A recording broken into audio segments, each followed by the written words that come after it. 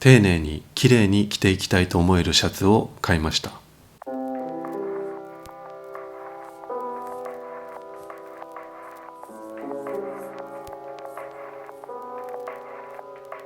皆さんこんにちは。あるミニマリストの物欲です。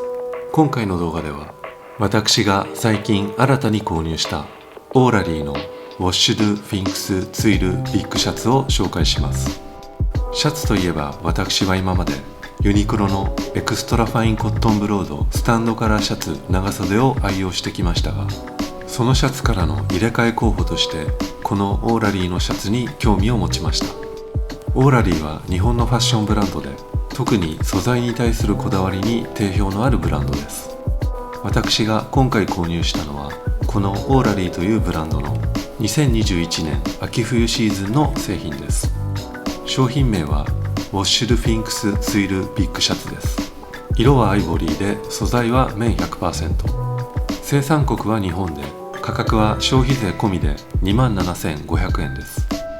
今まで愛用してきたユニクロのシャツと比べると価格が大幅に上がりました。コストパフォーマンスという意味ではもちろんユニクロは驚異的です。しかし私は今回コストパフォーマンスのことは一度忘れることにしました。そして今まで以上の喜びと満足感を得られるシャツが欲しいと思いました。所有する洋服の数をある程度絞っているからこそ、一枚一枚にはよりこだわっていきたいと考えるようになってきました。それではこのアイテムを細かく見ていきましょう。まずは素材です。商品名にある通りウォッシュドフィンクスツイル、つまり洗いをかけたフィンクスコットンツイル生地です。コットンは繊維が長いものほど高級とされています。その中でも特に繊維が長いものは蝶々綿と言われています。エジプト産の蝶々綿として有名なものにギザコットンというものがあります。そのギザコットンの中でも手摘みで収穫し、独自の品質基準をクリアした最高クラスの品質を誇るコットン素材がフィンクスコットンです。そのフィンクスコットンを高密度に織り上げたツイル生地がこの素材です。またウォッシュドという商品名の名の通り、生地の風合いをさらに柔らかくするために何度も生地を叩いて揉み洗いするという加工が施されています。適度な張りやコシがありながらも、しっとりした肌触りや上品な光沢感や若干のドレープ性も感じられる非常に魅力的な素材になっています。動画でどこまで伝わるのかは分かりませんが、触っていて非常に気持ちのいい素材です。それでは順番にディテールを見ていきましょう。まずは襟です。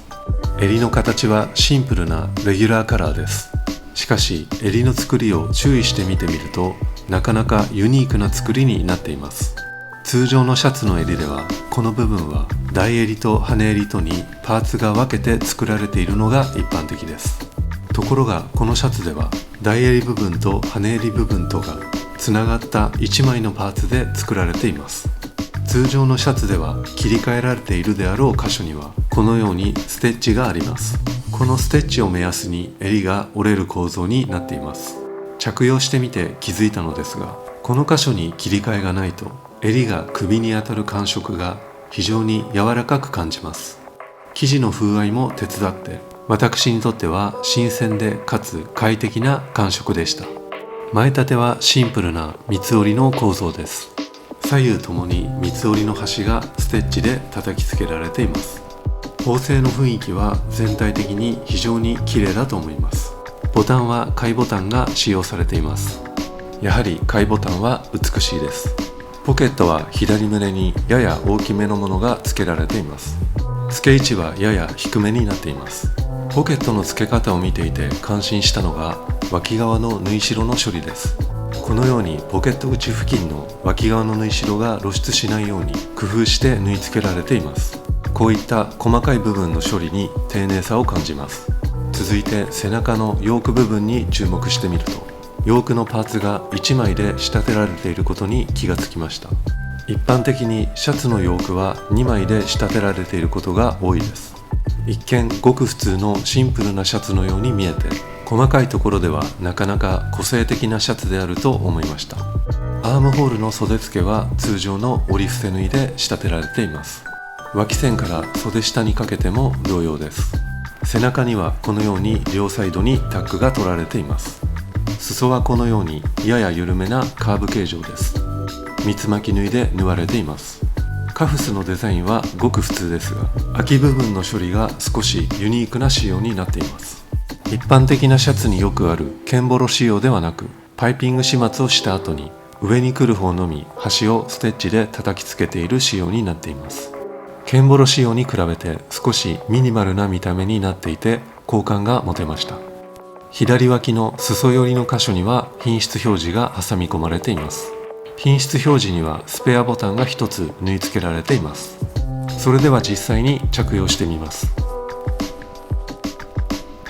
私の体型は身長は180センチで体重は64キロです。シャツのサイズは5を着用しています。オーラリーのシャツは3、4、5の3サイズ展開となっていて、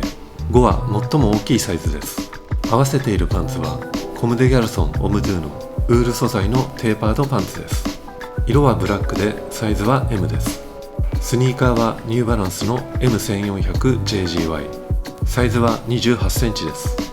ソックスはヘルスニットのシンカーホワイト無地ソックスです。サイズは M サイズです。このオーラリーのシャツはサイズ4にするか5にするかでかなり悩みました。悩んだ結果サイズ5を選びました。今現在の気分としてよりゆったりしたシルエットのシャツを着てみたいという気持ちがありました。